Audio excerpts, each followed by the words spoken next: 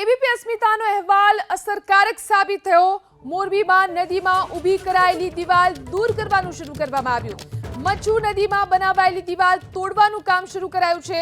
નિયમ મુજબ દિવાલ ન બનતા અહીં વિવાદ શરૂ થયો હતો। એબીપી અસ્મિતાના અહેવાલ બાદ કલેક્ટરે આદેશ કર્યા હતા। તપાસના અંતે મંદિરની વિવાદિત દિવાલ હટાવવાનો હુકમ કરવામાં આવ્યો।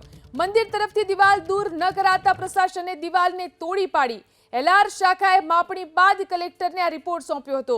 સંસ્થાના સત્તાધીશોને સાથે રાખી અને માપણી કરવામાં આવી હતી। માપણી બાદ નિયમ વિરુદ્ધની દિવાલને તોડી પાડવામાં આવી છે। તો આ અંગે એબીપી અસ્મિતા અહેવાલ પ્રસારિત કર્યો હતો। એબીપી અસ્મિતાના અહેવાલની જે અસર જોવા મળી છે તેના કારણે આ દિવાલને અહીં હટાવવામાં આવી।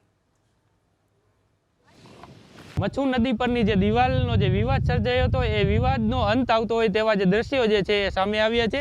મોરબી મચ્છુ નદીની જે દિવાલ છે, આ જે મચ્છુ નદી છે એ મોરબીની જીવાદોરી સમાન છે અને જેના પર આ જે દિવાલ જે છે એ ઊભી કરવામાં આવી હતી અને જે બાદ જે વિવાદ જે છે એ સર્જાયો હતો અને જે વિવાદ બાદ તંત્ર દ્વારા જે આદેશ તપાસના જે આદેશ આપવામાં આવ્યા હતા અને જે રિપોર્ટ રજૂ કરવામાં આવ્યો, જે રિપોર્ટમાં આ જે દિવાલ જે છે એ મંજૂરી વિના અને નિયમ મુજબ ન બનાવવામાં આવી હોવાનું જે સામે આવ્યું હતું અને જે બાદ તંત્ર દ્વારા જે દિવાલ છે એ દૂર કરવા માટે આદેશ કરવામાં આવ્યો હતો અને આ જે સમગ્ર અહેવાલ જે છે એ એબીપી અસ્મિતા દ્વારા જે પ્રસારિત કરવામાં આવ્યો હતો એ અહેવાલની જે છે એ અસર ક્યાંક ને ક્યાંક જોવા મળી રહી છે અને આ જે દિવાલ જે તોડવાની જે કામગીરી છે એ શરૂ કરવામાં આવી રહી છે। હાલ જે છે એ વરસાદનું જે મોસમ છે એ ચાલી રહી છે અને ક્યાંક ને ક્યાંક વધારે વરસાદ આવે તો મચ્છુ નદીમાં જે અતિશય પાણીનો પ્રવાહ આવે જેના કારણે મોરબી વાસીઓ પર જે છે એ પૂરનું સંકટ તોડાતું હોય અને આ જે દિવાલ છે તેના કારણે ભયંકર જે પૂર આવવાની જે શક્યતા હતી તે